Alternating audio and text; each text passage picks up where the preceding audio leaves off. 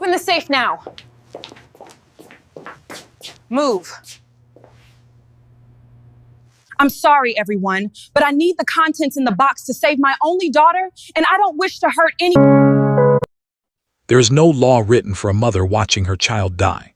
No statute, no clause, no provision in any legal code in any country in the world that accounts for what happens to a woman's mind and body and soul when the person she made with her own hands is running out of time and the system built to help her has run out of answers.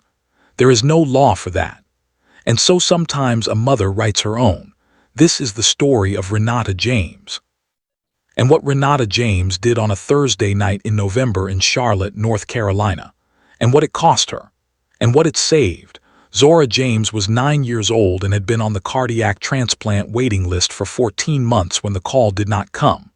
And the call not coming was, in the language of the transplant system, a neutral event, no news, no change, no movement up or down the list. Just another day of waiting. Another day of the specific particular torture of a mother sitting beside a hospital bed, watching her daughter's chest rise and fall with the mechanical assistance of equipment that was doing the work her daughter's heart could no longer reliably do on its own. And Renata James sat beside that bed every day. Renata was 34 years old and had been sitting beside that bed, first at Carolina's Medical Center, then transferred to Charlotte Mercy Hospital, where the pediatric cardiac unit had the specific expertise that Zora's condition required, for the past 6 weeks. 6 weeks of the vinyl chair beside the window. 6 weeks of the specific hospital smell that Renata had stopped noticing on day 4, and that she knew would never leave her memory for the rest of her life. 6 weeks of watching the monitors. Learning to read the monitors the way Tricia Cole had learned to read medical textbooks, not because anyone taught her, but because proximity to something important is its own education. Zora's condition was called dilated cardiomyopathy, an enlargement and weakening of the cardiac muscle that had begun when Zora was 7 and had progressed with the specific merciless consistency of a condition that does not negotiate. The pediatric cardiologist at Charlotte Mercy, Dr. Priya Nair, 41 years old, the most precise and compassionate physician Renata had encountered in 2 years of navigating this, had told Renata 8 months ago that without a transplant Zora's prognosis was measured in months. And Renata had sat with that word months in the car in the hospital parking deck for 45 minutes before she could drive. And Renata had done everything right. The paperwork, the listing, the insurance battles, and there were battles, because there are always battles when you are a single black mother in America navigating a medical system that was not designed with your urgency as its organizing principle. Renata had fought every one of those battles with the controlled, precise, absolutely relentless energy of a woman who understood that the alternative to fighting was losing Zora. And Renata would not lose Zora, but the list moved slowly, and Zora's heart moved in the wrong direction.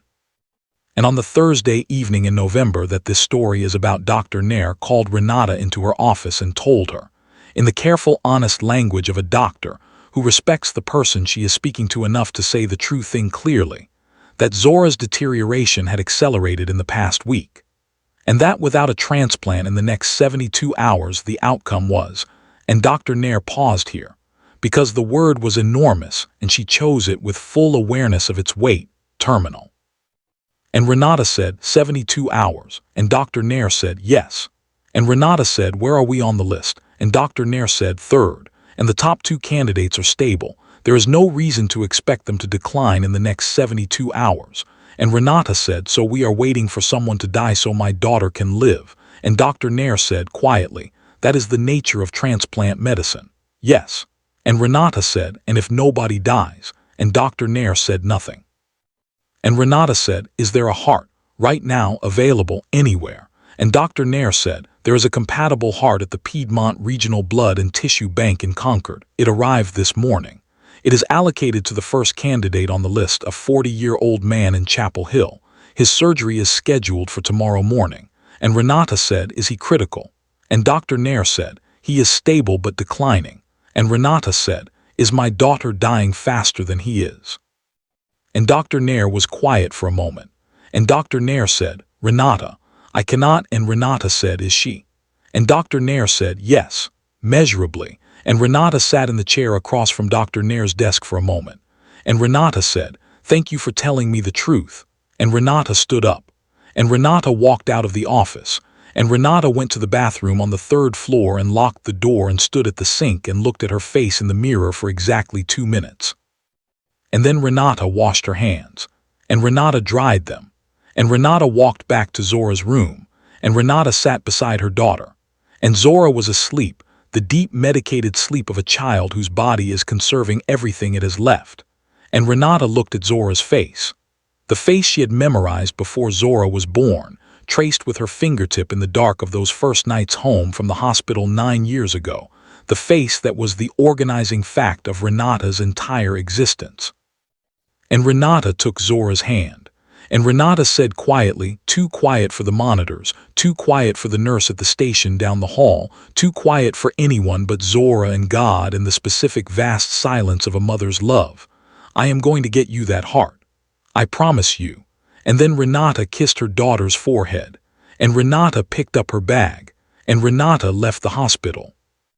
The Piedmont Regional Blood and Tissue Bank in Concord, North Carolina, was 26 miles from Charlotte Mercy Hospital.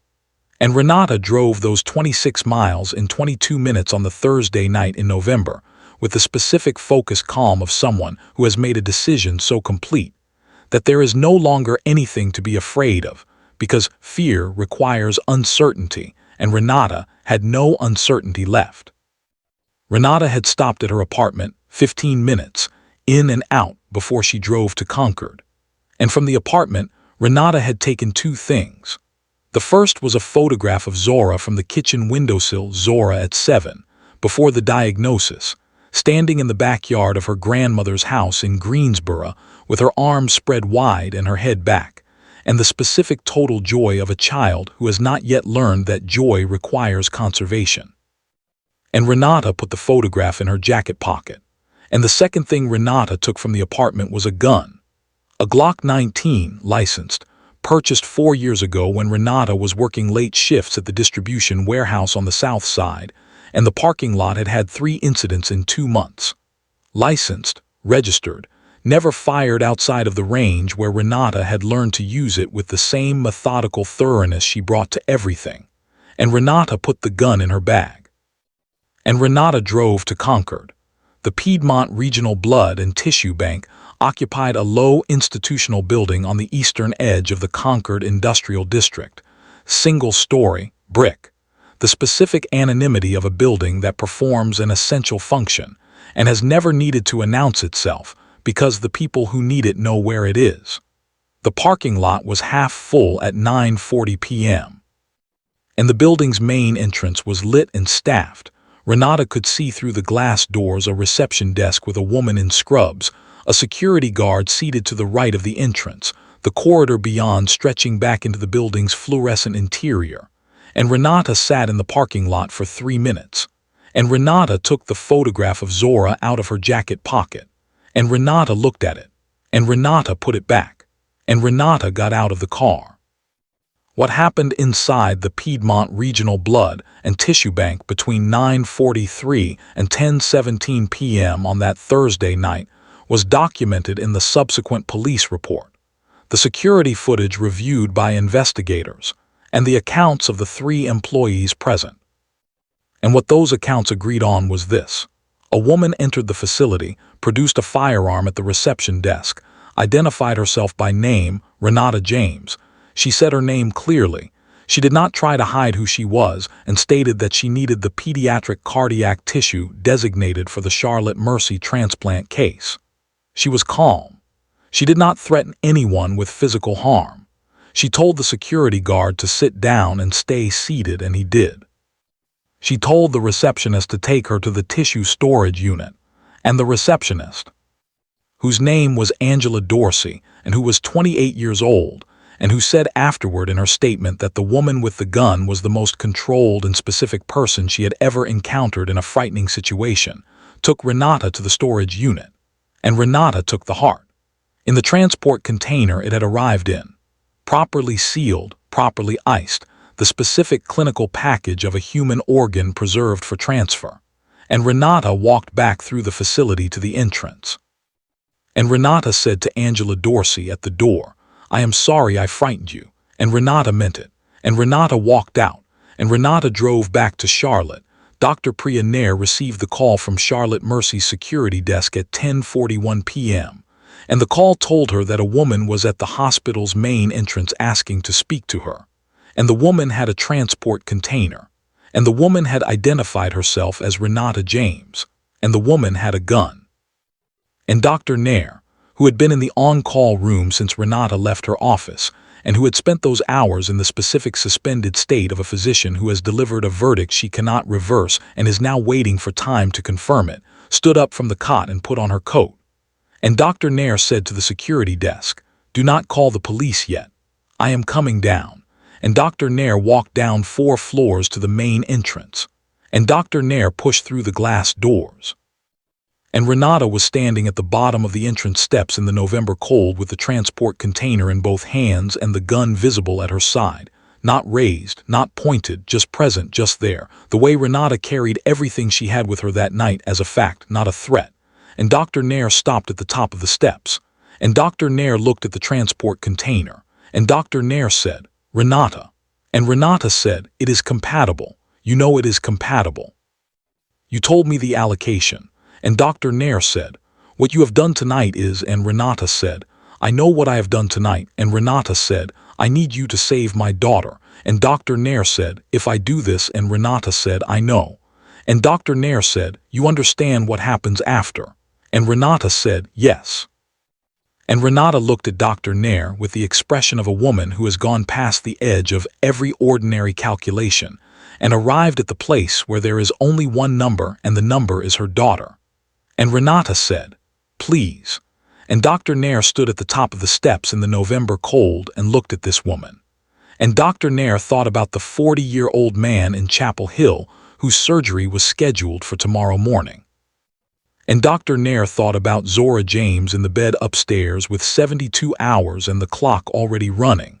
And Dr. Nair thought about the Hippocratic Oath and the law and the specific impossible mathematics of triage. And Dr. Nair said, "Come inside." And Renata came inside. The surgical team was assembled by 11:15 p.m. And the assembly was not without conflict.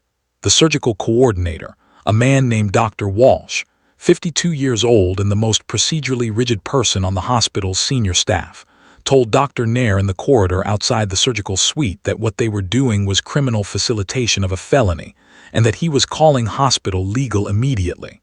And Dr. Nair said, "The heart has a 4-hour viability window from time of extraction. We are already 2 hours in. If you want to call legal, you call them, but I am operating." And Dr. Walsh said, "Priya." And Dr. Nair said, "She is 9 years old, David." And Walsh said, "That is not the point."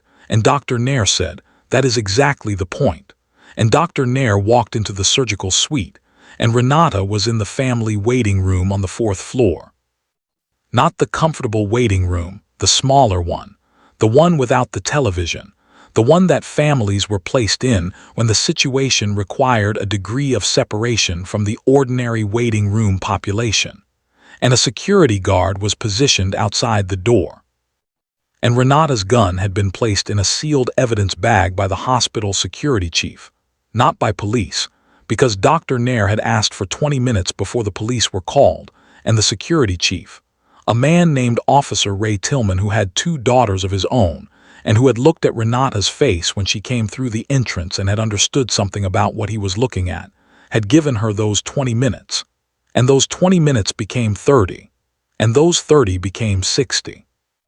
Because while Renata waited, and the surgical team prepared, and Dr. Walsh made his calls, something was happening in the hospital's administrative structure that slowed the arrival of the police in the specific way that things slow when multiple people in positions of authority are simultaneously trying to determine whether they are the person responsible for making the next move. And Renata sat in the small waiting room and held the photograph of Zora in both hands. And Renata did not pray. She had stopped praying in the first month after the diagnosis, when the prayers had felt like speaking into a room with no one in it. But Renata talked to Zora, quietly, the way she had talked to Zora every night of her daughter's life before the diagnosis, the specific private language of a mother and child that exists in the space between sleep and waking. And Renata said, "I am here. I am right here. And whatever happens, I am right here." The surgery began at 11:48 p.m., and the surgery lasted 4 hours and 12 minutes. And during those 4 hours and 12 minutes, the following things happened outside the surgical suite. The Charlotte PD arrived at Charlotte Mercy Hospital at 12:30 a.m. 2 patrol units responding to the report filed by the Piedmont Regional Blood and Tissue Bank in Concord, which had contacted police at approximately 11 p.m. after the initial shock of the incident had resolved into the institutional recognition that a report needed to be filed.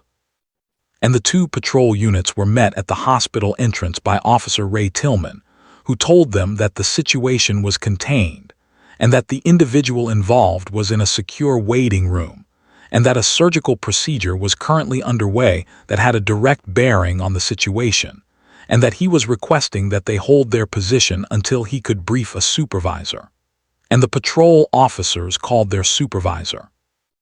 And the supervisor, Sergeant Dana Acaffer, 47 years old, 22 years on the force, a woman who had developed over those 22 years the specific judgment of a senior officer who knows when a situation requires the protocol, and when it requires something more than the protocol, arrived at Charlotte Mercy at 1:15 a.m. And Sergeant Acaffer spoke with Officer Tillman. And Sergeant Acaffer spoke with Dr. Walsh, who was still in the corridor and still agitated. And Sergeant Acaffer went to the family waiting room and opened the door and looked at Renata James sitting in the chair with the photograph in her hands. And Sergeant Acaffer said, "Ms. James," and Renata looked up. And Acaffer said, "My name is Sergeant Dana Acaffer. I need you to understand your situation." And Renata said, "I understand it completely." And Acaffer said, "You are going to be placed under arrest." And Renata said, "I know." And Acaffer said, "Is there anything you need before that happens?" And Renata said, "I need to know my daughter is still alive." And Acaffer looked at the door. And Acaffer went to the nursing station. And Acaffer came back. And Acaffer said, "She is in surgery. She is stable." And Renata said, "Thank you." And Acaffer said, "Is there anyone I can call?" And Renata said, "My mother. Her name is Gloria James. She lives in Greensboro. The number is in my phone." And Acaffer said, "I will call her myself." And Acaffer sat down in the chair beside Renata and waited with her, not because protocol required it, because Acaffer was a mother, and because some situations are larger than protocol, and because the woman beside her had done something that Acaffer could not legally defend and could personally understand with every cell in her body. And they sat together in the small waiting room in the specific silence of 2 women who do not need to say anything to each other about what the night has contained. The surgery concluded at 4 a.m., and Dr. Nair came to the waiting room at 4:17, and Renata was on her feet before the door was fully open, and Dr. Nair said, "She is out of surgery. The transplant was successful," and Dr. Nair said, "Her new heart is beating," and Renata put both hands over her mouth, and Dr. Nair said, "She is in recovery. She is not awake yet," and Renata said, "But she is going to be," and Dr. Nair said, "Yes. If recovery proceeds as expected, she will be awake within 6 to 8 hours." And Renata said, "Can I see her?" And Dr. Nair looked at Sergeant Acaffer, who was standing beside Renata. And Acaffer said, "2 minutes." And Dr. Nair said, "2 minutes." And Renata went to the recovery room. And Renata stood at the door and looked at her daughter through the window, the tubes, the monitors, the specific organized machinery of a child who has just been through something enormous and is being held carefully by everything medical science could bring to bear. And Zora's chest was rising and falling. And the cardiac monitor showed a rhythm, a new rhythm, someone else's heart doing the work that Zora's could not. And Renata put her hand flat on the window glass, and Renata said, "I told you I would get you that heart." And then Sergeant Acaffer touched Renata's arm, and Renata nodded, and Renata turned from the window, and Renata walked with Acaffer down the corridor. and at the end of the corridor 2 patrol officers were waiting. An officer said, "Renata James, you are under arrest for armed robbery and aggravated assault." An officer read her rights in the specific quiet way of a woman doing her job and doing it with dignity. And Renata listened. And Renata held the photograph of Zora in her right hand the entire time. And when officer was done, Renata said, "Can I keep the photograph?" An officer looked at it. An officer said, "Yes." And they walked Renata James out of Charlotte Mercy Hospital in the 4 a.m. dark of a November morning. And the corridor was empty, and the hospital was quiet. And somewhere in the recovery room, Zora James's new heart was beating. The arraignment was at 9 a.m. And the courthouse was loud in the way of courthouses at 9 a.m. The accumulated noise of a city's overnight problems arriving simultaneously at the same building looking for resolution. And Renata's court-appointed attorney, a young man named Derek Holloway, 29 years old, 18 months into his public defender career, who had been given Renata's file at 7 a.m. and had read it in the car on the way to the courthouse, and had arrived at the arraignment with the specific wide-eyed expression of someone who has encountered something that does not fit any existing category, stood beside Renata at the defense table. And the charge was read: armed robbery, aggravated assault, unauthorized possession of human biological material. And Derek said quietly to Renata, "I am going to request bail." And Renata said, "My daughter is in post-surgical recovery. I need to be there when she wakes up." And Derek said, "I understand." And Derek made the argument for bail with the full force of his 18 months of experience and the specific moral clarity of a young attorney who has looked at a case and known, not as a legal calculation, but as a human one, which side of it he is on. And the judge, Honorable Cecilia Marsh, 63 years old, 31 years on the bench, a woman who had seen approximately everything a courtroom could show a person, and who read the file in the 40 minutes before the hearing with an expression that her clerk had never seen on her face before, which was an expression of someone reading something they did not expect to feel, set bail at $50,000. And Renata's mother, Gloria, who had driven from Greensboro through the night after Sergeant Ockafer's call, and who was sitting in the gallery with her hands folded, and her face the face of a woman who has been doing the thing mothers do, which is loving someone at the full cost of it, for 64 years, posted the bail bond within the hour. And Renata walked out of the courthouse into the November morning. And Gloria was waiting on the courthouse steps. And Gloria opened her arms. And Renata walked into them. And they stood on the courthouse steps in the November cold and held each other the way mothers and daughters hold each other when the night has been what the night has been and the day is just beginning and both of them are still standing. And Renata said, "I need to get back to the hospital." And Gloria said, "I know." And Gloria said, "I am coming with you." And Renata said, "Yes." And they walked to the car together. Zora James opened her eyes at 11:43 a.m. on the Friday morning. And the first thing she saw was the ceiling of the recovery room at Charlotte Mercy Hospital, white tiles, fluorescent light, the specific institutional ceiling of a room she had been in versions of for 2 years. And the second thing she saw was Dr. Nair, who was at her bedside and who said, "Good morning, Zora." And Zora said, in the small, careful voice of a child testing whether her body still works, "Good morning." And Dr. Nair said, "How do you feel?" And Zora thought about this with the specific honesty of a 9-year-old who has spent 2 years learning to report her physical experience accurately because accurate reporting matters in medical settings. And Zora said, "Different." And Dr. Nair said, "Different how?" And Zora said, "Lighter, like something stopped being heavy." And Dr. Nair said, "That is a very good sign." And Zora looked around the room. And Zora said, "Where is my mama?" And Dr. Nair looked at the nurse beside her, and the nurse looked at the floor, and Dr. Nair said, "Your grandmother is here. Would you like to see her?" And Zora said, "Where is my mama?" And Dr. Nair said, "Zora, your mama." And Zora said, "Is she okay?"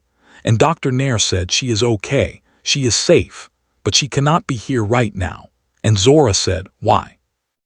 And Dr. Nair chose her words with the specific care of a physician talking to a child about something an adult would find difficult to process. And Dr. Nair said, Your mama did something very brave last night to help you get better. And because of what she did, she has some things she needs to take care of, but she is safe. And she loves you. And she asked me to tell you something. And Dr. Nair leaned forward. And Dr. Nair said, she said to tell you she kept her promise. And Zora looked at Dr. Nair for a long moment. And then Zora looked at the ceiling. And Zora said, can I see my grandma now? And Dr. Nair said, yes. And Dr. Nair nodded to the nurse. And the nurse went to the door. And Gloria James came in. And Gloria walked to the bedside and took Zora's hand and said, hey baby. And Zora said, hey grandma. And Zora said, grandma, where is mama? And Gloria said, she is coming, sweetheart. She is on her way. And Zora said, is she in trouble? And Gloria looked at her granddaughter, at the face that was the same face as her daughter's face when her daughter was 9, the face she had been looking at for 34 years in one form or another, and Gloria said, she is going to be fine. Your mama is the strongest person I know. And Zora said, I know. And Zora closed her eyes, and the new heart kept beating. What happened next happened fast. And the speed of it was not planned. It was the specific acceleration of a story that had gathered enough weight to move on its own. The story broke in the Charlotte Observer at 2 p.m. on Friday. A journalist named Marcus Webb had been at the courthouse for an unrelated case when Renata's arraignment happened and had obtained the charge sheet and had filed a story that was online by 2 p.m. and had been read by 400,000 people by 4 p.m. And the story was factual and specific and did not editorialize because it did not need to. The facts of what Renata James had done and why she had done it were, in the specific language of human events, sufficient. A mother, a dying child, a blood bank, a gun, a surgeon at gunpoint who saved the child's life, a woman arrested in a hospital corridor 4 hours after her daughter's surgery, holding a photograph, and the story moved. The way certain stories move, not because they are manufactured or amplified, but because they land in the specific place where human beings recognize something true about the world and about themselves and cannot look away from it. The story was shared, and shared, and shared again. And by Friday evening it had been read nationally. And by Saturday morning it had been translated. And by Saturday afternoon there were people standing outside Charlotte Mercy Hospital in the November cold holding signs. Not many at first, 12, 15, and then 30, and then more.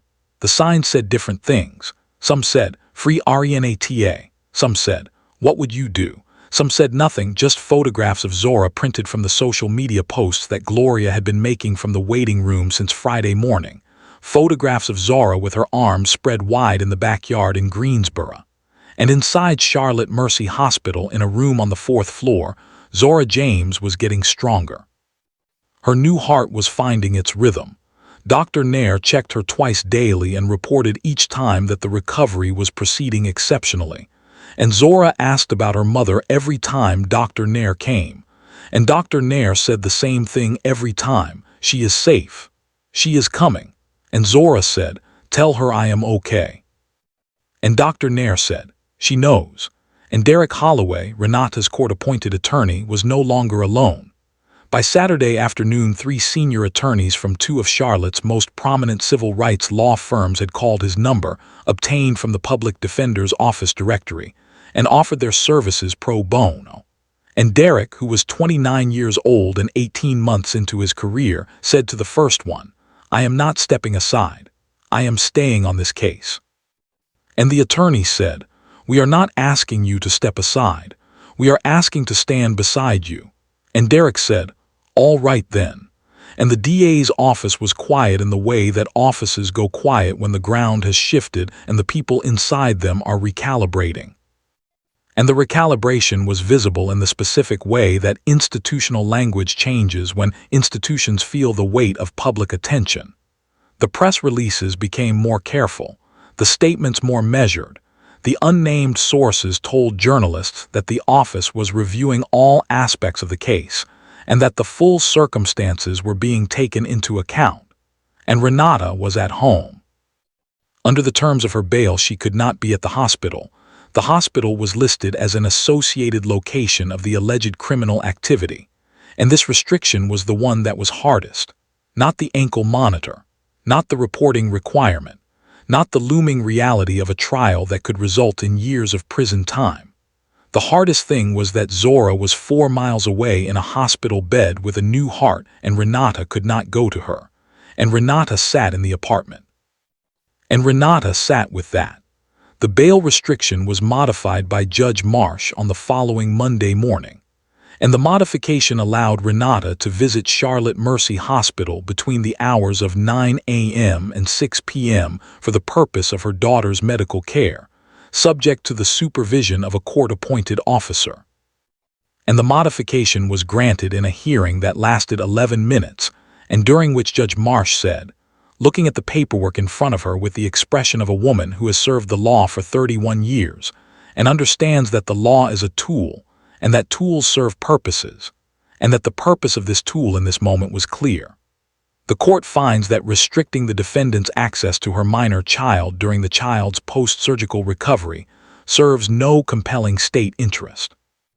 Modification granted, and Derek Holloway called Renata at 9:17 a.m. with the news, and Renata was in the car by 9:20, and Renata was at Charlotte Mercy by 9:41, and Renata went through the entrance, the same entrance she had come through 4 days earlier in the November cold with a transport container and a gun, and this time Renata had nothing in her hands.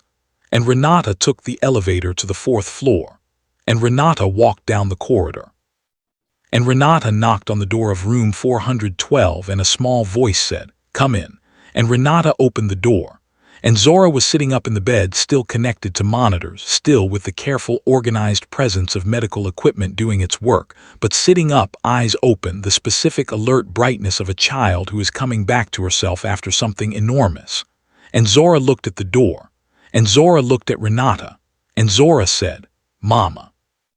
And Renata crossed the room in 4 steps. And Renata sat on the edge of the bed and took Zora in both arms and held her daughter the way she had held her on the night she was born, the night Renata had been 25 years old and had looked at the face of the person she had just made and had understood for the first time what the word everything actually meant. And Zora's arms came around her mother's neck, and they held each other, and the monitors kept their steady rhythm, and the new heartbeat. And after a long time, Zora said, her voice muffled against Renata's shoulder, "Dr. Nair said you kept your promise." And Renata said, "I did." And Zora said, "What did you promise me?" And Renata pulled back slightly and looked at her daughter's face. And Renata said, "I promised you I would get you that heart." And Zora said, "How did you get it?" And Renata looked at her daughter. And Renata said, "I will tell you everything.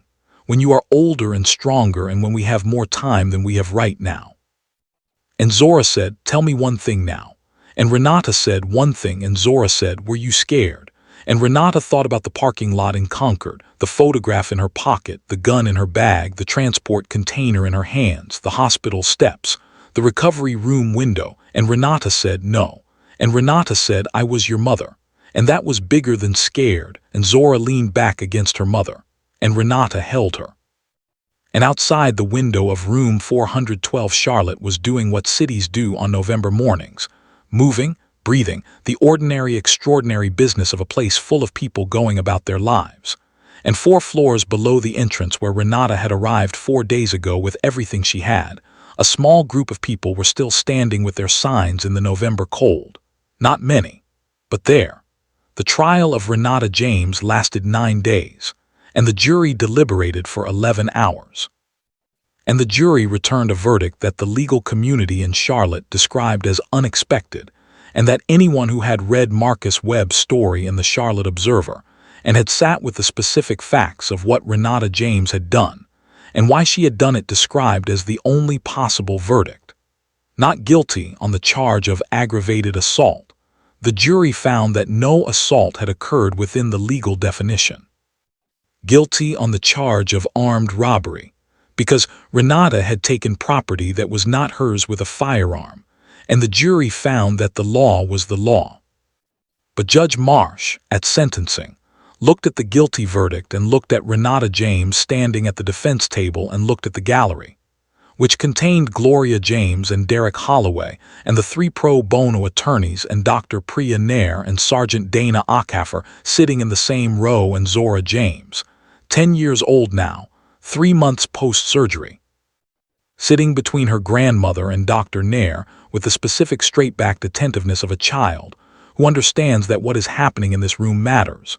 And Judge Marsh said, "The law exists to serve justice, and justice requires the court to consider not only what was done, but the full human weight of why it was done and what it cost and what it saved." And Judge Marsh sentenced Renata James to time served plus 2 years probation and 300 hours of community service. The gallery exhaled, and Renata turned from the bench and looked at Zora, and Zora looked at her mother, and Zora was smiling the same smile as the photograph, the arms spread wide smile of a child who has not learned that joy requires conservation. And Renata smiled back, and Renata crossed the courtroom and took her daughter's hand, and they walked out of the courthouse together into the winter light, Renata James and the heart she kept her promise for, and the light was cold and clear and exact. And they walked into it together. Thank you for joining us. Make sure to drop your comment telling us where you're watching from. Don't forget to watch and subscribe. See you in the next one.